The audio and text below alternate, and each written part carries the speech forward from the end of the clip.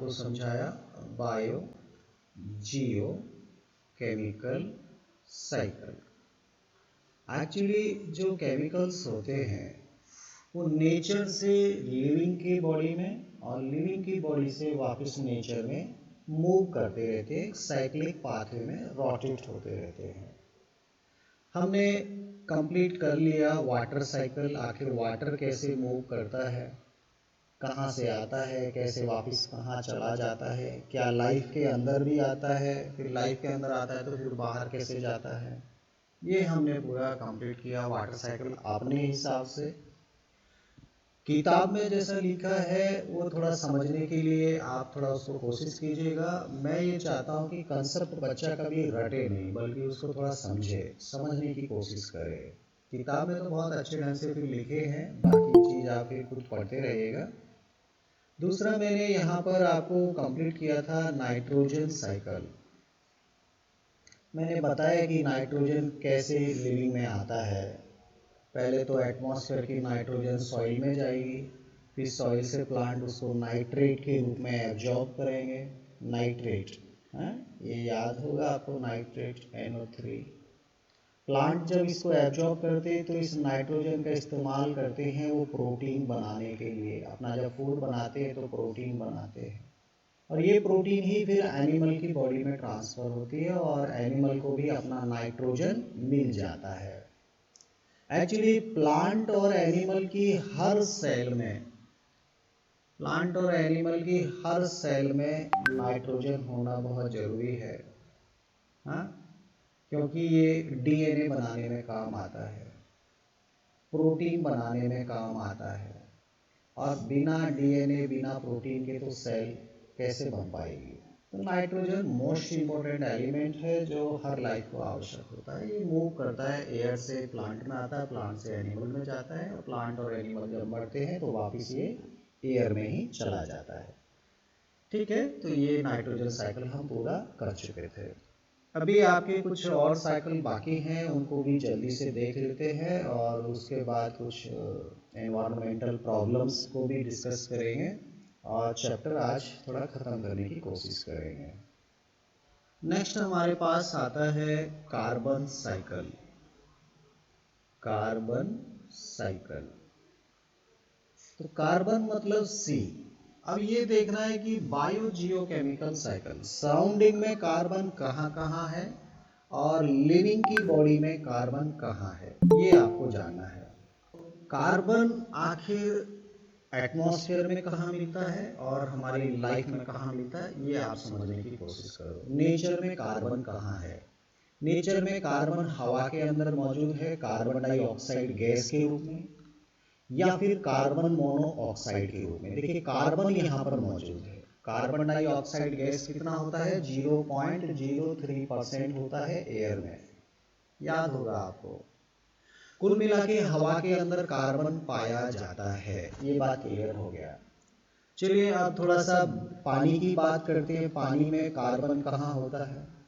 पानी में देखिए, आपने देखा होगा कि जो एक्वेटिक एनिमल हैं वो डिजॉल्व ऑक्सीजन तो यूज करते हैं और पानी में वो CO2 गैस रिलीज करते हैं। इसका मतलब डिजॉल्व फॉर्म में, पानी में घुला हुआ भी कार्बन पाया जाता है, और इसी डिजॉल्व कार्बन डाइऑक्साइड का इस्तेमाल करते हैं पानी में उगने वाले पौधे, और उस कार्बन डाइऑक्साइड से करते हैं अपना फोटोसिंथेसिस। तो कुल मिला के पानी के अंदर ऑक्सीजन भी डिजॉल्व पाया जाता है, कार्बन डाइऑक्साइड भी डिजॉल्व पाया जाता है। जहां कार्बन डाइऑक्साइड है वहां पर कार्बन मौजूद है। इसके अलावा कई सारे एक्वेटिक एनिमल ऐसे हैं जो कैल्शियम कार्बोनेट का खोल बनाते हैं, जैसे शंख है, ये मोलस्का में आते हैं एनिमल। कैल्शियम कार्बोनेट का एक्सोस्केलेटन होता है उनकी बॉडी पे। आपने शंख या सीपी जैसे देखे होंगे, तो इस तरह के ये मान लीजिए रहते हैं, इनके अंदर वो एनिमल रहता है। तो इनका ये जो कवर बना होता है वो बना होता है कैल्शियम कार्बोनेट का। कार्बोनेट, कार्बोनेट मतलब C, कार्बन यहाँ पे मौजूद है। तो ये एक्सोस्केलेटन बनाते हैं, और ये भी जब मर जाते हैं तो ये समुद्र की तली में या नदी में कंकड़ पत्थर के रूप में साथ में छोटे छोटे शंख और ये आपको दिखते हैं। एक्चुअली वहाँ कार्बन मौजूद है। जो नदी से सैंड आता है मकान बनाने में, आप देखिए उस सैंड में कितना सारा छोटे छोटे शंख मोती से आपको दिखते हैं, वो सब कार्बन है। तो कुल मिला के कार्बन पानी में भी खूब सारा मौजूद है। थोड़ा लैंड सरफेस पे बात करते हैं, लैंड के ऊपर कार्बन क्या मौजूद है? बिल्कुल मौजूद है। हम जमीन के अंदर खोदते हैं तो कोल है, कोल, पूरा जो कोयला निकलता है जमीन के नीचे से, उसमें क्या है? कार्बन ही कार्बन है। पेट्रोलियम प्रोडक्ट जितने भी है, पेट्रोल, हाँ, वो सब क्या है? कार्बन है। एक तो लैंड के अंदर भी जो कोल है, पेट्रोल है, इसके अलावा अगर हम बात करते हैं तो आपने नाम सुना होगा ग्रेफाइट, ग्रेफाइट। आपने डायमंड नाम सुना है? डायमंड, डायमंड 100% कार्बन का ही बना होता है, कार्बन के अलावा कुछ होता ही नहीं। ग्रेफाइट में भी कार्बन ही होता है 100%। तो ये कार्बन अलग अलग रूपों में पाया जाता है हमारी धरती के अंदर भी। कोयले के रूप में भी कार्बन है, पेट्रोलियम के रूप में भी कार्बन है, ग्रेफाइट, डायमंड, ये सब कार्बन है। अब हम बात करते हैं लाइफ के अंदर कार्बन कहाँ है, प्लांट के अंदर और एनिमल के अंदर कार्बन कहाँ है। तो देखिए प्लांट अपना जब फोटोसिंथेसिस करते हैं तो ग्लूकोज बनाते हैं, याद है आपको? ग्लूकोज, ग्लूकोज क्या होता है? C6H12O6 होता है। ये 6 कार्बन के मॉलिक्यूल है, C6। इसका मतलब फूड के अंदर जो ग्लूकोज बनाता है वहां कार्बन होता है। और ये जो फूड बनता है इसी से बाद में प्रोटीन भी बनती है और आपके लिपिड भी बनते हैं। तो कुल मिला के आपका प्रोटीन में भी कार्बन है, लिपिड में भी कार्बन है। हमारी सेल के हर केमिकल में लगभग कार्बन है, डीएनए में भी कार्बन है। बिना कार्बन के हमारी सेल बन ही नहीं सकती। जितनी भी मेम्ब्रेन है वो लिपिड प्रोटीन से बनी है, लिपिड प्रोटीन में कार्बन होता है। आप बोलते हैं सर प्रोटीन में तो नाइट्रोजन भी होता है। हाँ, नाइट्रोजन भी होता है, ऑक्सीजन भी होता है, कार्बन भी होता है। एक चीज से थोड़ी बनती है पूरी प्रोटीन। तो हमारी सेल की मेम्ब्रेन में जो भी केमिकल हैं वहां पर कार्बन मौजूद है। हमको वो कार्बन हमारी बॉडी में सेल में कहां से आया? जब हमने फूड लिया तो उस फूड से कार्बन आया। फूड प्लांट ने बनाया, सनलाइट की प्रेजेंस में कार्बन डाइऑक्साइड प्लांट लेते हैं तभी तो फूड बनाते हैं। तो ये कार्बन डाइऑक्साइड फूड बनाने में काम आती है और वही कार्बन हमारी बॉडी में पहुंचता है। एनिमल की बॉडी में भी, प्लांट की बॉडी में भी। हमारे बॉडी में बिना कार्बन कुछ नहीं है। हर केमिकल, हर cell, each and every part, each and every chemical is composed with the help of carbon, hydrogen, oxygen, etc. So carbon is also found in our body and we obtain this carbon from the food, and food is prepared by the plant during the photosynthesis. तो carbon का पूरा चक्र कैसे चलता है वो आप समझिए। देखिए हमारे इस अर्थ के ऊपर अगर हम बात करते हैं, अर्थ सरफेस है, इसके ऊपर प्लांट लगे हैं, इसके ऊपर एनिमल भी बैठा हुआ है, ये कोई एनिमल है, ठीक है। नीचे जमीन में कोल मौजूद है, नीचे जमीन में पेट्रोलियम मौजूद है, इधर समुद्र के अंदर कैल्शियम कार्बोनेट के कोल पड़े हैं, पानी में डिजॉल्व कार्बन डाइऑक्साइड है, हवा में कार्बन डाइऑक्साइड मौजूद है। ये देखिए आप चारों जगह, हर जगह जिधर देखोगे उधर कार्बन मौजूद है। होता क्या है कि हम, हमारे जो प्लांट होते हैं वो इस कार्बन डाइऑक्साइड को यूज करते हैं, रिमूव करते हैं, हवा से लेते हैं और बनाते हैं फूड। फूड में होता है कार्बन। प्लांट की बॉडी में भी कार्बन मौजूद है, इस फूड से ही प्लांट बना है। शुरुआत में सिंगल सेल से पूरा ये पौधा बना है, तो ये कार्बन इसको बहुत जरूरत पड़ा होगा, फोटोसिंथेसिस कर करके उसने अपनी ग्रोथ किया हुआ है। यही फूड एनिमल में पहुंचता है, एनिमल की बॉडी में भी कार्बन है, उसका भी ग्रोथ है, डेवलपमेंट बिना प्रोटीन, बिना कार्बन के हो ही नहीं सकता। ये जब मरते हैं तो डिकम्पोजिशन होता है, तो ये कार्बन वापस ऊपर चला जाता है मरने के बाद। लेकिन जब ये रेस्पिरेशन करते हैं, सांस लेते हैं, तो ये कार्बन डाइऑक्साइड गैस छोड़ते हैं, रेस्पिरेशन में छोड़ते हैं, फोटोसिंथेसिस में ले रहे हैं। अब हम लोग तो केवल रेस्पिरेशन करते हैं, प्लांट तो रेस्पिरेशन भी करता है, फोटोसिंथेसिस भी करता है। प्लांट फोटोसिंथेसिस ज्यादा करता है, ज्यादा CO2 लेता है और ये ऑक्सीजन निकालता है। हमने पढ़ा था। ओवरऑल होता क्या है? ओवरऑल ये हो रहा है कि एटमॉस्फेयर की कार्बन डाइऑक्साइड आती है प्लांट में और ये प्रोसेस कहलाती है फोटोसिंथेसिस। और ये कार्बन जाता है फिर एनिमल में। कार्बन प्लांट के पास भी है, कार्बन एनिमल के पास भी है, और during the respiration both will be released. Respiration में दोनों कार्बन निकालते हैं। तो लगातार फोटोसिंथेसिस में कार्बन आ रहा है, फोटोसिंथेसिस में, और रेस्पिरेशन में लगातार बाहर जा रहा है। तो ये पूरा चक्र चल रहा है। हवा से हम कार्बन ले रहे हैं और रेस्पिरेशन में वापस CO2 निकाल रहे हैं। हवा से CO2 ले रहे प्लांट, हम लोग वापस निकाल रहे हैं। तो ये कार्बन लगातार रोटेट करता है। ये नॉर्मल प्रोसेस चल रहा था, तो कोई दिक्कत नहीं थी। जमीन पर खूब सारे पौधे थे, खूब सारा कार्बन डाइऑक्साइड खर्च कर रहे थे, और एनिमल और प्लांट ये रेस्पिरेशन निकाल रहे थे। प्रॉब्लम कब हो गया? जब हमने जमीन के अंदर का कार्बन, कोल, पेट्रोलियम को निकाल कर जला कर उसको हवा में रिलीज करना शुरू कर दिया। कोल और पेट्रोलियम को हम निकाल लाए, वो रिलीज कर दिया हवा में एक्स्ट्रा।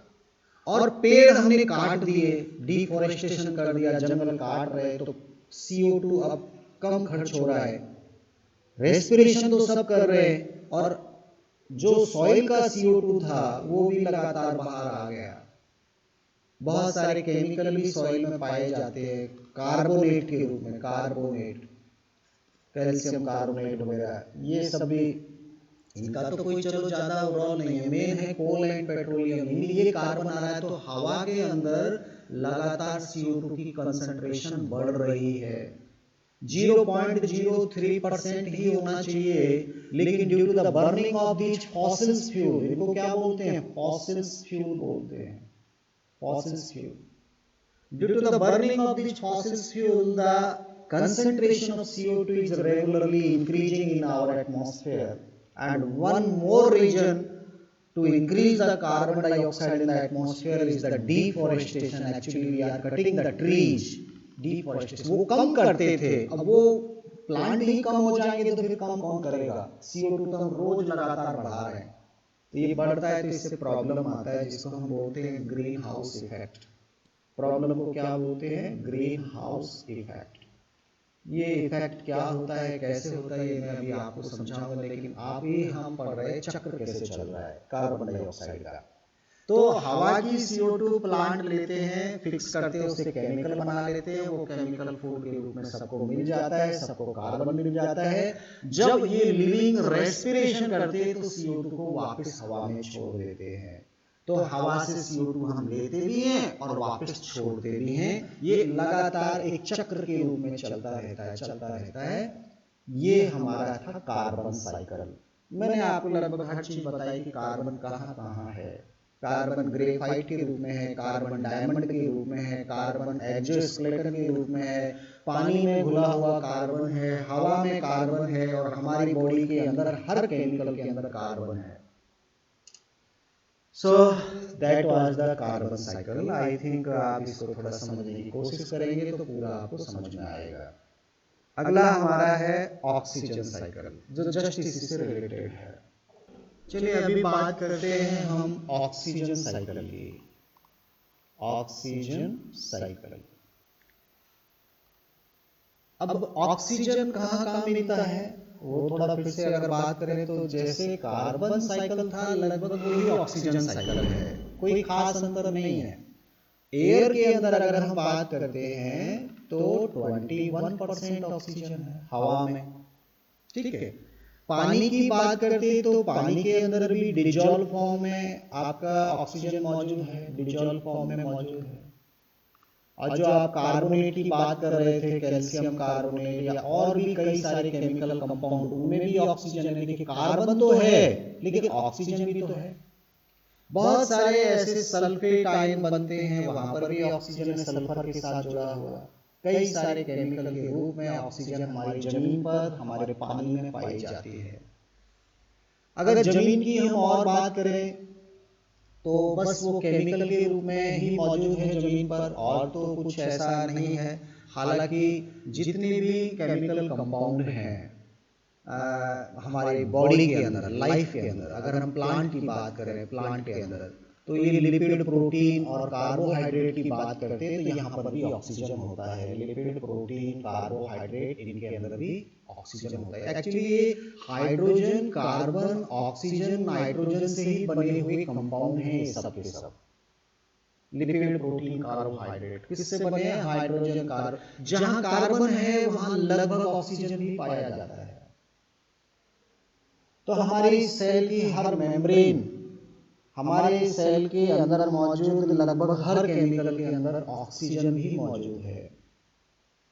ठीक है, साइकिल देख लेते हैं जल्दी से, बहुत ही सिंपल है। कार्बन में मैंने पूरा समझाया। हवा से हम लोग ऑक्सीजन लेते हैं लगातार, लाइफ में आता है हमारा, चाहे प्लांट की बात करें, चाहे हम एनिमल की बात करें, ऑक्सीजन लगातार एटमॉस्फेयर से आता है और ये प्रोसेस होता है रेस्पिरेशन। हर लिविंग को रेस्पिरेशन करने की जरूरत है और रेस्पिरेशन में वो ऑक्सीजन यूज करता है। तो ये ऑक्सीजन हम लगातार खर्च करते हैं, लेकिन प्लांट ऑक्सीजन को वापस रिलीज भी करते हैं जब फोटोसिंथेसिस करते हैं। जब फोटोसिंथेसिस करते हैं तो ऑक्सीजन गैस रिलीज भी करते हैं, केवल प्लांट, हम लोग नहीं करते। ध्यान देना, हम लोग नहीं करते। ये ऑक्सीजन जो हमने लिया, इससे हमारे बॉडी में केमिकल बन जाते हैं, और जब हम मरेंगे, जब वो केमिकल डिकम्पोज होंगे, तब वो ऑक्सीजन रिलीज होगी। हम और कोई तरीका नहीं है ऑक्सीजन को बाहर निकालने का। तो सिंपल है, हवा से ऑक्सीजन आएगा रेस्पिरेशन में, और प्लांट से वापस ऑक्सीजन जाएगा फोटोसिंथेसिस में। कार्बन में उल्टा था। कार्बन में प्लांट कार्बन डाइऑक्साइड ले रहे थे फोटोसिंथेसिस में, और कार्बन को हम सब प्लांट और एनिमल हम निकाल रहे थे CO2 के रूप में। तो ये थोड़ा सा लगभग रिलेटेड है दोनों के दोनों। आपके जो साइकिल है, चाहे कार्बन साइकिल बात करो या ऑक्सीजन साइकिल बात करो, हमको याद रहना है कि कहाँ कहाँ मिलते हैं, कैसे कैसे वापस जाते हैं। हमारी बॉडी में बहुत सारे केमिकल कंपाउंड ऑक्सीजन बनवाता है। जहाँ ऑक्सीजन मिलता है वहाँ कार्बन भी मिलता है। हमारे कंपाउंड इन्हीं केमिकल से मिलकर बने हैं। तो ऑक्सीजन साइकिल ज़्यादा और कुछ समझाने का रहा नहीं। अब दो इन्वायरमेंटल प्रॉब्लम है, वो जरूर आप समझिए। हमारे पास दो इन्वायरमेंटल प्रॉब्लम हैं। एनवायरमेंट की हम बात करते हैं, दो प्रॉब्लम है। जो हमारा जो साइक्लिक वे चल रहा था, केमिकल का मूवमेंट चल रहा था, उसके डिस्टर्बेंस होने से प्रॉब्लम आई है। एक जनरल प्रॉब्लम है जिसे हम बोलते हैं ग्लोबल वार्मिंग। मैं आपको थोड़ा दो की जगह तीन प्रॉब्लम समझाता हूं। ग्लोबल वार्मिंग, ग्लोब का मतलब होता है हमारी अर्थ, अर्थ। वार्मिंग का मतलब होता है हॉट होना, गर्म होना, ग्लोबल वार्मिंग। एक्चुअली हमारी अर्थ का एवरेज टेम्परेचर, अर्थ के चारों तरफ क्या है? एटमॉस्फेयर है। हमारी अर्थ का average temperature due to the sunlight ये लगातार इंक्रीज हो रहा है। हमारी अर्थ का temperature something about 25 degree Celsius है एवरेज। नॉर्थ पोल पे थोड़ा ठंडा है, इक्वेटर पे बहुत ज्यादा गर्म है। अगर एवरेज टेम्परेचर की बात करते हैं तो लगभग 25 डिग्री सेल्सियस आता है। कहीं पे बहुत ज्यादा गर्म है, कहीं पे बहुत ज्यादा ठंडा है। अगर इस एवरेज टेम्परेचर में इंक्रीजमेंट देखने को मिले, सपोज ये 25 से 26 डिग्री अगर हो जाए, तो इसको हम बोलते हैं ग्लोबल वार्मिंग। ग्लोबल वार्मिंग का मतलब क्या है? Increase in the average temperature of our earth is called global warming. Sir क्या हो गया, गर्मी बढ़ रही है तो क्या फर्क पड़ेगा? भैया फर्क बहुत पड़ेगा। एक्चुअली हमारी अर्थ के ऊपर समुद्र है, हमारे अर्थ के ऊपर नॉर्थ पोल है, साउथ पोल है, हिमालय जैसे बहुत सारे पहाड़ हैं। आप देखिए, अगर अर्थ का टेम्परेचर गर्म होगा तो जितने भी पोल हैं, जितने भी हिल्स हैं, वहां पर भी टेम्परेचर बढ़ेगा। बढ़ेगा तो जो आइस वहां पे मौजूद है, जहां पानी बहुत भरा है आइस के रूप में, वो आइस का मेल्टिंग तेज हो जाएगा। बर्फ जल्दी जल्दी पिघल के पानी बनाएगी, और पानी बनाएगी तो अल्टीमेटली वो पानी बहते बहते नदियों से होते हुए फाइनली कहां जाएगा? समुद्र में जाएगा। आइस जब मेल्ट होगी, आइस जब मेल्ट होगी तो पानी कहां जाएगा? रिवर में जाएगा। रिवर से कहां जाएगा? ओशियन में जाएगा, आपका समुद्र में जाएगा। और समुद्र में अगर पानी आने की स्पीड बढ़ गई, जो बर्फ के रूप में पानी डिपोजिट था, अगर वो पिघल पिघल के जल्दी आना शुरू हो गया, तो हमारे समुद्र का वाटर लेवल बढ़ जाएगा, समुद्र बढ़ जाएगा पानी का लेवल, और हमारी धरती जो किनारे पे है धीरे धीरे पानी में डूबती चली जाएगी। वो दिन दूर नहीं है कि अगर अर्थ का टेम्परेचर बढ़ा तो हमारे मुंबई, चेन्नई, कोलकाता ये सब पानी में डूब जाएंगे, जापान जैसे कंट्री पानी में डूब जाएंगे। और ज्यादा ही पूरा बर्फ अगर पिघल गया पूरी दुनिया का, तब तो पूरी दुनिया ही पानी में डूब जाएगी। तो हमको इस अर्थ के टेम्परेचर को बढ़ने से रोकना होगा। ये ग्लोबल वार्मिंग जैसी प्रॉब्लम से हमको बचना होगा। और ग्लोबल वार्मिंग क्यों हो रहा है? इसके केवल दो कारण हैं। पहला कारण है green house effect, green house effect, और दूसरा कारण है ओजोन डिप्लीशन, ओजोन डिप्लीशन। केवल ये दो कारण हैं जिनसे हमारी अर्थ का टेम्परेचर बढ़ रहा है, हमारी अर्थ पर ग्लोबल वार्मिंग की प्रॉब्लम दिखाई देती है। सबसे पहले समझते हैं ग्रीन हाउस इफेक्ट क्या है। आपने कई बार मूवी में देखा होगा या पिक्चर में देखा होगा, जम्मू कश्मीर जैसे ठंडे इलाकों में अगर उस ठंडी जगह पर हमको कुछ खेती करनी है, सब्जी लगानी है, फ्लावर पैदा करने हैं, तो वहां तेज ठंडी हवाएं चलती हैं, वहां फसल पैदा नहीं होती। खास तौर पे सब्जी, कुछ फल लगाने हैं, तो वो लोग क्या करते हैं? कांच का घर बनाते हैं। इस तरह से कांच का घर बनाते हैं। इस घर के अंदर क्या होता है? सनलाइट तो आती है, इस घर के अंदर सनलाइट तो आती है, और अंदर ये पूरा घर गर्म बना रहता है। इसके अंदर आराम से आप पौधे लगा सकते हैं, खूब सारे, और ठंडी हवाएं भी नहीं आएंगी, हवा भी टकरा के वापस चली जाएंगी। सनलाइट इधर आता है, और यहाँ से जब ये हीट इसकी निकल के बाहर जाने की कोशिश करती है, तो हीट वापस आ जाती है, घूम फिर के वापस हीट यहीं रह जाती है। तो ओवरऑल पूरा गर्म बना रहता है कांच का घर। ये हॉट क्लाइमेट प्रोड्यूस करता है उस कोल्ड वेदर में। हॉट क्लाइमेट इस घर के अंदर देखने को मिलता है। ये होता है ग्रीन हाउस, इसको बोलते हैं ग्रीन हाउस। आजकल पॉली हाउस बनते हैं, ये ग्रीन हाउस है, कांच का बना हुआ, ट्रांसपेरेंट होता है, सनलाइट आती है, अंदर का माहौल गर्म होता है, लेकिन अंदर की गर्मी जब बाहर जाने की कोशिश करती है तो कांच उस हीट को बाहर जाने से रोक लेते हैं। ऐसा ही होता है। आपने देखा होगा कई बार गर्मियों में जब आप अपनी कार लेके चलते हैं, जब आपकी कार धूप में खड़ी है, तो धूप से अगर आपने इसकी खिड़की बंद कर दी, बिल्कुल पैक कर दिया आपने पूरी खिड़की, तो खिड़की बंद करने से क्या होगा? ये गर्मी इस टीन के ऊपर टकराएगी, और यहाँ से हीट रेडिएशन ऐसे ऐसे आकर अंदर एकदम गर्म कर देती हैं इस पूरी कार को।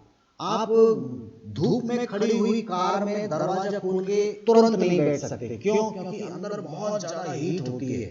एक्चुअली ये पूरी सरफेस धूप से गर्म हुई, तो उसके अंदर ये हीट की रेडिएशन निकली, और उन रेडिएशन को जाने का कहीं मौका नहीं मिल रहा है, यहीं पर टकराकर वो वापस आ जा रही है, कहीं से जाने का मौका नहीं मिल रहा। जब आप खिड़की खोल देंगे तो फिर कार आपकी थोड़ी देर बाद ठंडी हो जाएगी, फिर आप बैठ के जा सकते हैं। ऐसा आपने देखा होगा। ये रेडिएशन निकलती है, जो सरफेस गर्म होती है तो उससे रेडिएशन निकलती है। आपने रोटी बनाने वाला तवा देखा होगा, और जब इसको हम गर्म करते हैं तो आप देखते हैं इसके ऊपर ये रेडिएशन निकलती है, इस तरह से रेडिएशन निकलती है, ये हीट की रेडिएशन। अगर इनको खुला हुआ मौसम मिल जाए, ओपन स्पेस मिल जाए, तो हीट चली जाएगी बाहर, लेकिन अगर बंद कार के अंदर ये हीट रेडिएशन इकट्ठी हो गई तो इसको पूरा गर्म कर देती है अंदर का माहौल। ऐसे ही यहाँ पर ये हीट रेडिएशन बाहर नहीं जा रही, अंदर के अंदर ही है, तो ये पूरा गर्म रहता है। बात समझ में आ रही है? अब देखिए हमारी अर्थ पर ऐसा ही प्रभाव दिखाई देता है ग्रीन हाउस इफेक्ट, जिसको हम बोलते हैं ग्रीन हाउस इफेक्ट। ये हमारी अर्थ है, इसके चारों तरफ एटमॉस्फेयर है, चारों तरफ एटमॉस्फेयर, और इस एटमॉस्फेयर में कार्बन डाइऑक्साइड गैस लगातार बढ़ रही है। मान लीजिए शुरू में कार्बन डाइऑक्साइड इतनी थी, दिन में सनलाइट आई, हमारी अर्थ गर्म हुई, गर्म होके रेडिएशन निकल रहे अर्थ से। आपने देखा होगा गर्मियों में अर्थ की सरफेस जब गर्म होती है तो रेडिएशन निकलते हैं। अब जो हाई पावर के रेडिएशन है वो तो पूरा बाहर चले जाते हैं, एस्केप हो जाते हैं, और जो छोटा मोटा कम हीट वाला रेडिएशन है वो कार्बन डाइऑक्साइड से टकराकर वापस जमीन पर ही आ जाता है, और हमारी अर्थ लगातार गर्म बनी रहती है। हमारी अर्थ एकदम ठंडी नहीं होती रात को भी। हमने देखा चंद्रमा पर रात में -196 डिग्री सेल्सियस हो जाता, 190 डिग्री सेल्सियस चंद्रमा पे, क्योंकि वहां एटमॉस्फेयर नहीं था। हमारी अर्थ पे एटमॉस्फेयर है, एटमॉस्फेयर में कार्बन डाइऑक्साइड, और कार्बन डाइऑक्साइड अर्थ की हीट रेडिएशन को बाहर जाने से रोकती है। पूरा का पूरा हीट बाहर नहीं जाता, इसलिए हमारा एनवायरनमेंट थोड़ा गर्म रहता है, अर्थ सरफेस के आसपास पूरा गर्म बना रहता है। ये हमारे लिए फायदेमंद वाली बात है। लेकिन कब फायदा है? जब CO2 कम है तब ठीक है।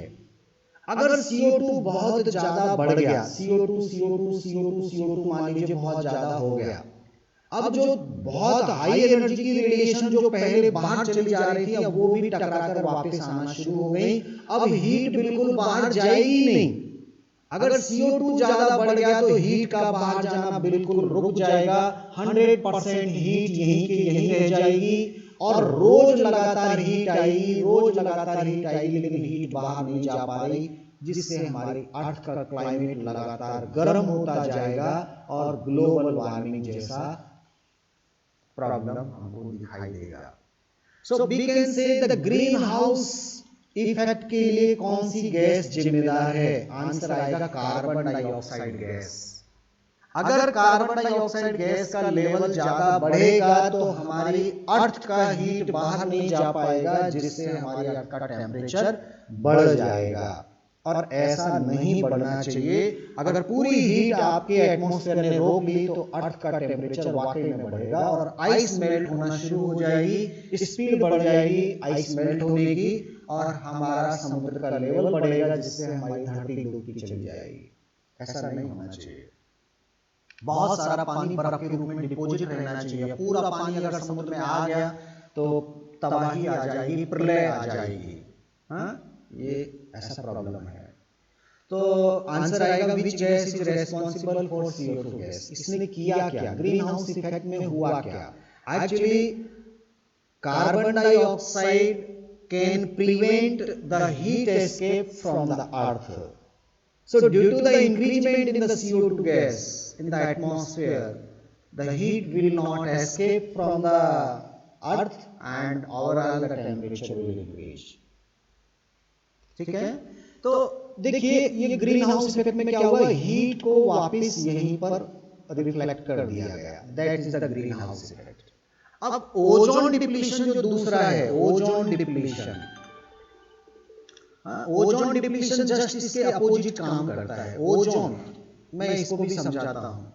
तो इन्वायरमेंट से रिलेटेड एक और दूसरी प्रॉब्लम है जिसे हम बोलते हैं ozone depletion. Ozone depletion, actually ozone क्या होता है? ओजोन भी एक गैस होती है जो ऑक्सीजन के 3 एटम जब आपस में जुड़ते हैं O3 बनता है, इसको हम बोलते हैं ओजोन गैस। ये ओजोन गैस कैसे बनती है? जब दो ऑक्सीजन के मॉलिक्यूल, एक्चुअली ऑक्सीजन क्या होता है? O2। जब दो ऑक्सीजन के मॉलिक्यूल, दो नहीं तीन ऑक्सीजन के मॉलिक्यूल अगर ये टूट जाते हैं तो यहां पर दो मॉलिक्यूल ओजोन बनता है। समझ में नहीं आया आपको? एक मिनट देखिए, सिंपल सी बात। ओजोन कैसे बनता है? 3O2 will break down and will make 2O3। देखिए ये O2 है, ये टूट गया O प्लस O में, ठीक है। एक और O2 है, एक और O2 है, ये O2 है, ये O2 है, ये O2 है, ये वाली तो टूट गई O प्लस O। अब ये O इसके साथ जुड़ गई, बन गया O3, ये O इसके साथ जुड़ गई, बन गया O3। तो इस तरह से ओजोन गैस बनती रहती है हमारे एटमॉस्फेयर में। ऑक्सीजन टूटकर ओजोन बनाती है और ओजोन भी टूटकर ऑक्सीजन बनाती रहती है। सिंपल सी बात है।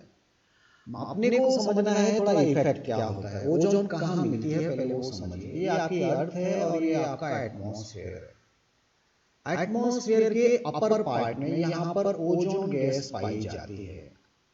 कौन सी गैस पाई जाती है? Ozone gas. और ये ओजोन गैस क्या करती है, सनलाइट से जो बहुत हाई एनर्जी की रेडिएशन आती है ये उनको रिफ्लेक्ट कर देती है। केवल कम रेडिएशन की लाइट अंदर आ पाती है। मैक्सिमम जो पावरफुल रेडिएशन वाली है उनको ये रिफ्लेक्ट कर देती है। तो ज्यादा हीट अर्थ पर नहीं आ पाती, केवल एक लिमिटेड हीट आ पाती है। आपने देखा कि चंद्रमा के पास तो पूरा का पूरा हीट आ रहा था, पूरा हीट आ रहा था, तो वहां दिन में टेम्परेचर था प्लस 110 डिग्री सेल्सियस। तो वहां तो पूरा हीट पहुंच जाता था, इसलिए उसका बहुत हाई टेम्परेचर था। हमारे अर्थ पे टेम्परेचर इतना नहीं होता। हमारे अर्थ पे तो बहुत ज्यादा जो एनर्जी वाली रेडिएशन है ओजोन उनको ऊपर से वापस भेज देता है, आने ही नहीं देता है। अगर ये ओजोन गैस में कमी आ गई, अगर ये ओजोन यहाँ पर टूटना शुरू हो गया तो ज्यादा से ज्यादा रेडिएशन अर्थ पर आना शुरू हो जाएगी, जिससे भी हमारी अर्थ का टेम्परेचर बढ़ जाएगा। देखिए CO2 जो था, CO2 क्या कर रहा था, हीट को बाहर जाने से रोक रहा है। CO2 बाहर जाने से रोक रहा है और ओजोन क्या कर रहा है, बाहर की हीट को अंदर आने से रोक रहा है, बाहर ही कर रहा है। ये कम होना चाहिए, थोड़ा बहुत हीट बाहर भी जाना चाहिए, तभी तो हमारी अर्थ ठंडी होगी। और ये ज्यादा होना चाहिए ताकि ये ज्यादा हीट अंदर ना आए। तो ह्यूमन एक्टिविटी ने क्या किया, इस ओजोन गैस को डिस्ट्रॉय करने वाली गैस बना ली। और वो जब गैस यहां से निकलती है तो वो ओजोन को खत्म करती है, जिससे ओजोन कम होगा तो ये हीट ज्यादा आना शुरू हो जाएगा। और ओजोन को खत्म करने वाली गैस जो है उसमें एक गैस आती थी पहले, CFC गैस, क्लोरोफ्लोरोकार्बन। क्लोरोफ्लोरोकार्बन ये गैस हम रेफ्रिजरेटर, फ्रिज, एयर कंडीशनर उनमें जो मशीन होती है, जो कंप्रेसर होते हैं, उनमें वो गैस भरते थे। और ये गैस जब रिलीज होती थी तो ये ओजोन को नुकसान पहुंचाती थी, डैमेज करती थी, जिनके कारण बहुत सारा ओजोन खत्म हो गया।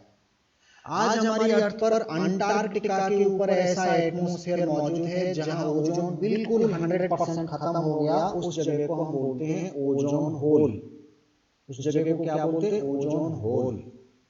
अगर एटमॉस्फेयर में ओजोन बिल्कुल डिसअपियर हो जाए तो उस जगह को हम बोलते हैं ओजोन होल। वहां पे सीधी अल्ट्रावायलेट लाइट आती है धरती पर, और जब ज्यादा तेज एनर्जी वाली लाइट आती है तो हमारे DNA को खराब कर देती है, हमको स्किन कैंसर हो जाता है, हमारी फसल बर्बाद हो जाती है। और ज्यादा गर्मी बढ़ेगी अर्थ पर तो यहाँ ग्लोबल वार्मिंग भी होगा, जिससे बर्फ भी पिघल पिघल कर समुद्र में पानी ज्यादा आना शुरू हो जाएगा। तो ये आपका होता है ओजोन डिप्लीशन का केस था। ओजोन लेयर की बात थी। ओजोन लेयर का काम क्या है? Ozone layer can prevent harmful high energetic radiation to reach the earth surface. Earth surface पर उनको आने ही नहीं देती। तो ओजोन तो ऊपर से नहीं आने देती और CO2 नीचे से जाने नहीं देती। तो नीचे से ज्यादा एनर्जी वाली जाना चाहिए, हमको नहीं है जरूरत इतना ज्यादा। तो CO2 हमारा बढ़ रहा है और O3 हमारा कम हो रहा है। दोनों ही कंडीशन में प्रॉब्लम है और दोनों से ग्लोबल वार्मिंग बढ़ता है। तो आई थिंक ये छोटे छोटे कंसेप्ट हैं, जब आप अपनी बुक में पढ़ेंगे, छोटी छोटी बातें हैं, तो आपका ये सब कुछ क्लियर हो जाएगा। और इस तरह से आज हमारा चैप्टर फिनिश हो गया। कल जब क्लास होगी तो हम कुछ रिवीजन वर्क की बात करेंगे, कुछ और नई चीज आपको समझाने की कोशिश करूंगा। तो फिर मिलते हैं कल की क्लास में। आज के लिए